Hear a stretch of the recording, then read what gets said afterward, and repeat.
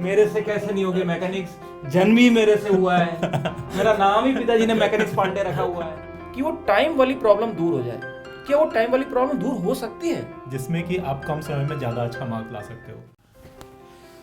Hello बच्चों, मैं हूँ एक पांडे, ऑल इंडिया रैंक 1313, क्योंकि ये है चैनल जेई गुरु। जेई के बारे में हम लोग यहाँ पे आपसे काफ़ी सारी बातें करेंगे, जो हम लोगों ने अपने टाइम में जेई में किस तरह से जो प्रॉब्लम्स आई, जो स्ट्रेस आई, किस तरह से हमारी क्या स्ट्रेटेजी थी, उन चीज़ों के बारे में बात करेंगे। और मेरे साथ हैं JP sir.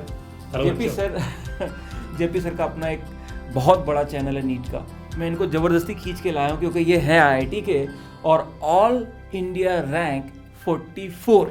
Yes, all India rank 44। सबसे पहला तो क्वेश्चन ये सर, हाँ। जब आपकी जेई में इतना अच्छा फोड़ा है, हाँ। तो नीट का चैनल क्यों चालू किया? ये तो अब कुछ और सवाल हो जाएगा, हम लोग सब्जेक्ट चलिए ठीक है। तो वो डिफरेंट, दैट्स बिजनेस मैटर, हाँ। वो सर यहाँ पे नहीं करेंगे। लेकिन फिर भी सर बार जब भी मैं सर के साथ बैठता हूँ, आई एम फिजिक्स फैकल्टी और मैं सर के साथ काम करता हूँ, लेकिन हम लोग जब भी बैठते हैं बातें करते हैं ना, तो हम लोग नीट से ज़्यादा जेई की बातें करते हैं। तो हम लोगों ने सोचा क्यों ना एक चैनल जेई के लिए भी चालू किया जाए, जिसमें जेई के जो बच्चे हैं, खासकर इस टाइम में जिसमें जब 1 महीना बचा है जेई के एडवांस में, तो कई सारे ऐसे बच्चे जो जेन्युइनली साल भर 2 साल से मेहनत कर रहे हैं और they are capable also, but फिर भी लास्ट टाइम वो कैसी ऐसी मिस्टेक कर सकते हैं कि उनका सिलेक्शन जो है मुश्किल हो जाए, या वो ऐसा क्या कर सकते हैं उनका सिलेक्शन फाइनल हो जाए। तो इस चीज़ के बारे में हम लोग इस चैनल में थोड़ी बातें आप लोग के साथ शेयर करेंगे, राइट। तो सर सबसे पहले तो क्वेश्चन यही है कि लास्ट में 1 महीना बचा है जेई एडवांस में, खासकर वो बच्चे जो फोड़ने वाले हैं, जिनका आईटी में सिलेक्शन होने वाला है, ऐसे लगभग मुझे लगता है कि लगभग 25,000 स्टूडेंट होंगे जो ऑल आर कैपेबल, जो कि टॉप आईआईटीज के अंदर सिलेक्शन ले सके। फिर भी ये तो कंपटीशन है ना, हर एक बच्चा तो टॉप में नहीं आ सकता। तो वो बच्चे जो कैपेबल भी हैं, जिनने कोर्स भी कंप्लीट कर लिया, बट वो लास्ट में क्या करें कि मतलब वो बाकी लोगों से आगे निकल जाए। मतलब ऐसा तो नहीं कि वो कुछ ऐसी मिस्टेक्स कर रहे हो जो बाकी लोगों से वो पीछे हो जाए।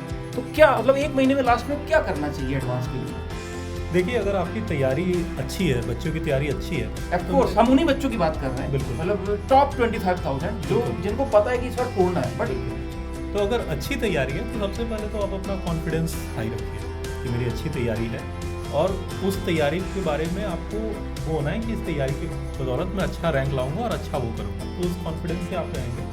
तो वो कॉन्फिडेंस अगर थोड़ा सा डाउन जाता है, तो अंतिम के दिनों में अगर आप थोड़े से डिसअपॉइंटेड हैं, तो डिसअपॉइंटेड होने का सबसे बड़ा असर पड़ता है आपकी पढ़ाई पे, आपके सब कुछ पे, आपका आउटलुक पे। तो डिसअपॉइंटेड मत रहिएगा बिल्कुल भी, कि आपको कॉन्फिडेंस होना चाहिए कि मैंने जो पढ़ा है, मैंने तैयारी करी है, अच्छी तैयारी, और इससे अच्छा रैंक आएगा। ये तो एक हाई लेवल की बात है। लेकिन इसमें एक प्रॉब्लम है। हाँ जी। जब भी मैं पेपर कोई टेस्ट सीरीज देता हूँ, है ना, हाँ। कभी तो मेरे नंबर देख करके मुझे लगता है कि मैं फोड़ दूंगा, हाँ। बट कभी कुछ ऐसे टॉपिक्स आ जाते हैं जो समाउ मेरे से क्लिक नहीं करते एग्जाम में। मतलब ये मूड पे भी डिपेंड करता है क्या पेपर?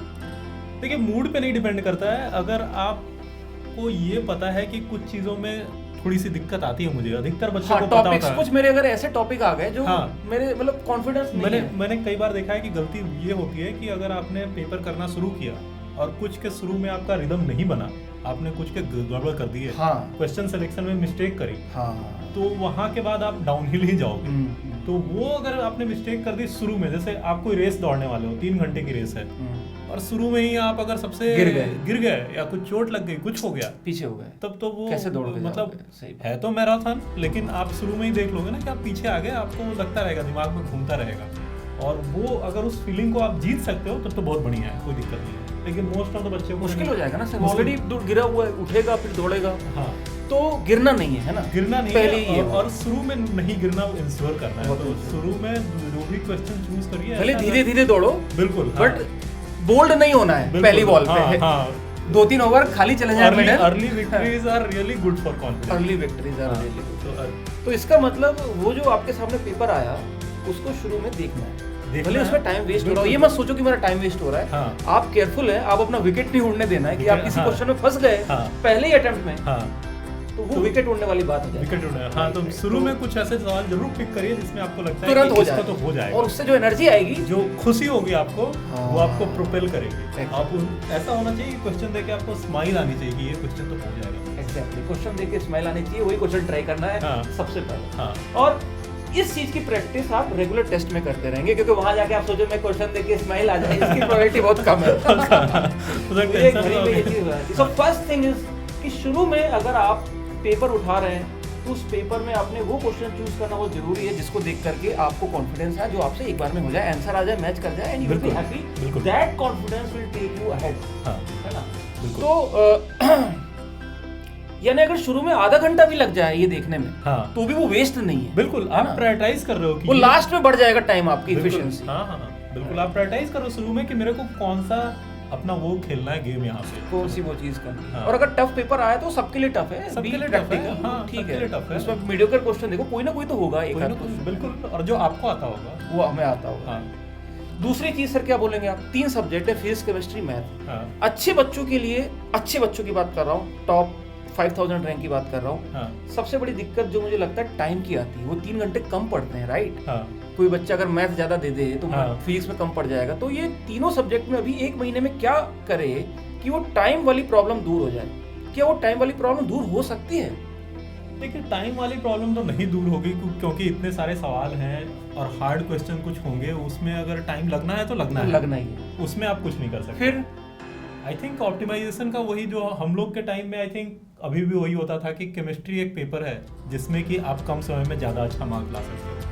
केमिस्ट्री हाँ। मतलब लास्ट टाइम में आप कह रहे हैं कि केमिस्ट्री, हाँ ऑफ कोर्स केमिस्ट्री में अगर मुझे आता है तो होगा, नहीं तो नहीं होगा। इनऑर्गेनिक और ऑर्गेनिक, फिजिकल भी नहीं, फिजिकल भी नहीं, इनऑर्गेनिक और ऑर्गेनिक को सर ये तो हम छोड़ते जाते हैं।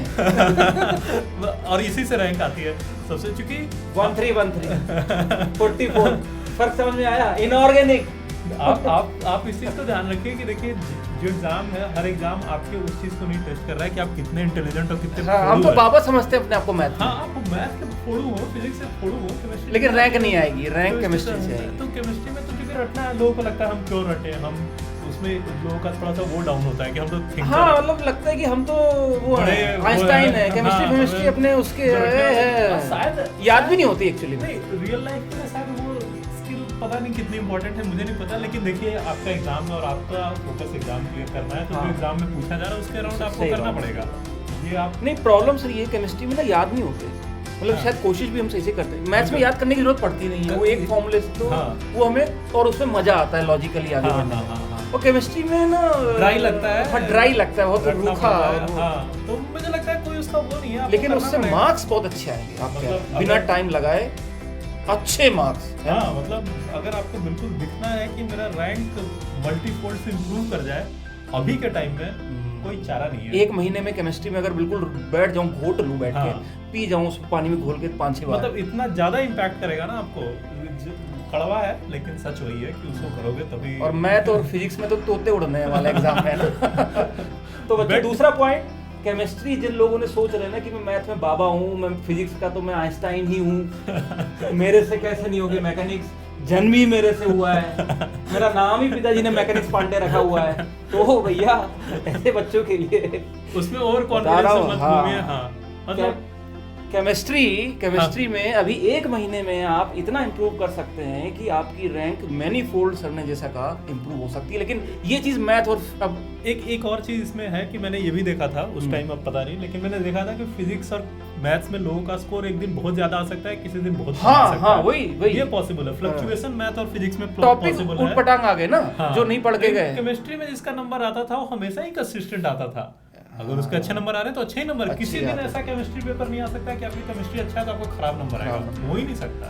उसका स्कोप ही लिमिटेड है, रट्टू वाले कुछ चीज़। मतलब ये जो टॉप 100 बैठे हुए हैं ये रट्टू तोते हैं केमिस्ट्री के। उन्होंने केमिस्ट्री तो अच्छा किया ही हुआ है, तभी बैठे। कोई मैथ फिजिक्स भी बहुत अच्छा कर लेता है तो एक्सेप्शन है, वो अधिकतर का पर केमिस्ट्री फिर भी वो 100 में नहीं आ सकता अगर केमिस्ट्री उसकी वीक है ना सर। हाँ, तो नहीं, मुश्किल। वो टॉप 100 तो केमिस्ट्री के रट्टू तोते हैं, नो डाउट। उस चीज को फोड़ के आए होंगे केमिस्ट्री, वो हाँ। मैथ भी फोड़ के आए होंगे, लेकिन केमिस्ट्री छोड़े नहीं है। केमिस्ट्री वीक नहीं होगा, ये नहीं कर सकते केमिस्ट्री वीक होगा, केमिस्ट्री अच्छा। तो ये बहुत इंपॉर्टेंट पॉइंट है बच्चों, केमिस्ट्री में खासकर इनऑर्गेनिक, जिसको आप कड़वी बोली मानते हो, वो आपके लिए मीठी बोली बन जाएगी अगर आप उसको अभी 1 महीने में कई बार अच्छे से पढ़ के जाएं।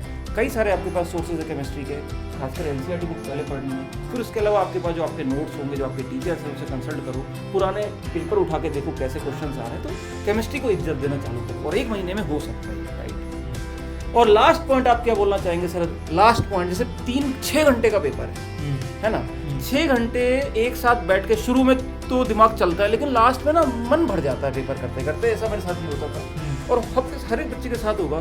6 घंटे तक एडवांस के लेवल के पेपर कंटिन्यूस करना, 3 घंटे सुबह, फिर दूसरी शिफ्ट में 3 घंटे, तो मतलब इससे भी ना लास्ट में मन ही उब जाता है, अरे ठीक है यार नहीं हो रहा।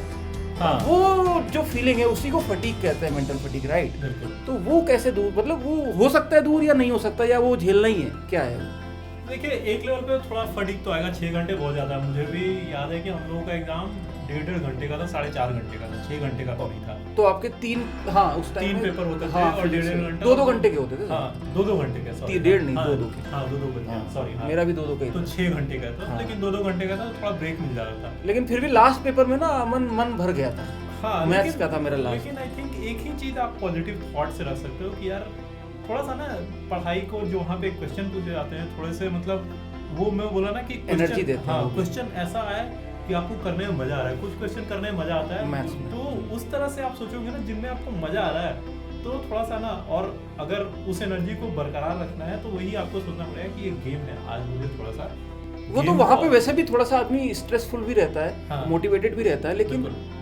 अगर उसने सही क्वेश्चन पिक कर लिया दूसरे पेपर की स्टार्टिंग में फिर से, तो हाँ। फिर से एनर्जी आ जाती है। बिल्कुल वो सिलेक्शन वाली एनर्जी बहुत जबरदस्त होती है सर, अरे ये मेरा हो गया। हाँ। तो वो तो काम करता ही है, लेकिन फिर भी लास्ट में जाते जाते मुझे लगता है बच्चों को घर में भी प्रैक्टिस करनी चाहिए। हाँ। क्योंकि वो उस चीज की फील अगर घर में लेके नहीं जाएंगे तो वहाँ पे अगर दूसरी पिच आई हाँ।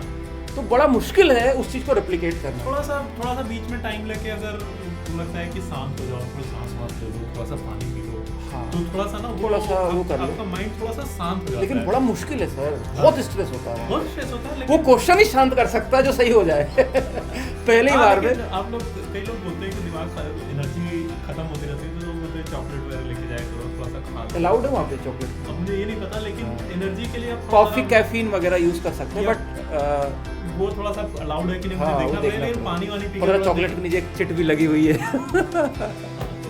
फिर तो तिहाड़ जेल खुला है आईटी के बगल में। तो चलिए बच्चों, मज़ा आया। ऐसे ही हम लोग आते रहेंगे आपके सामने, और पर्पज़ इसका बस यही है कि जो भी हम लोग का एक्सपीरियंस है लाइफ का, एग्ज़ाम का, रिगार्डिंग आईआईटी, वो आपके साथ शेयर करते रहेंगे।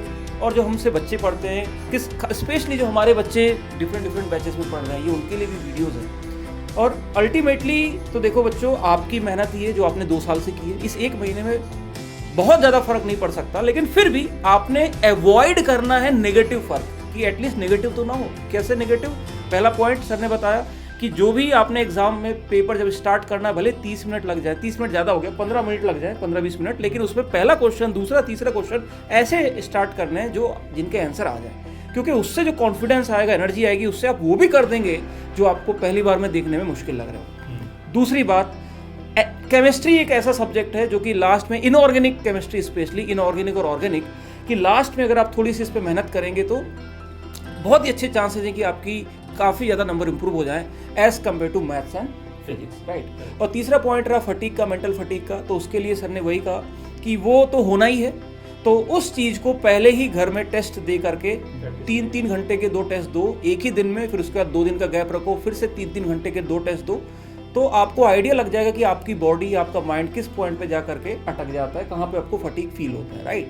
तो और वैसे भी सर, अगर हमने सारे अच्छे क्वेश्चन पहले ही लगा लिए जो हमसे होने वाले थे, तो फटीग बाद में हो भी जाए तो वो तो वैसे भी नहीं होना था। exactly. हमें तो सारा पेपर करना नहीं है ना, हमने ऑप्टिमाइज कर लिया अपने बेस्ट टाइम को उन बेस्ट क्वेश्चंस पे, तो वही हमारा बेस्ट यूज है। और अगर टफ क्वेश्चन में मैंने ज्यादा एनर्जी लगा दी तो लास्ट में इजी क्वेश्चन में फिर फटीग से नहीं कर पाऊंगा। तो यही कारण है अप एंड डाउन का परफॉर्मेंस में आईआईटी के अंदर, राइट। तो with this, thank you so much, we will see you again in next video. All the best. All the best.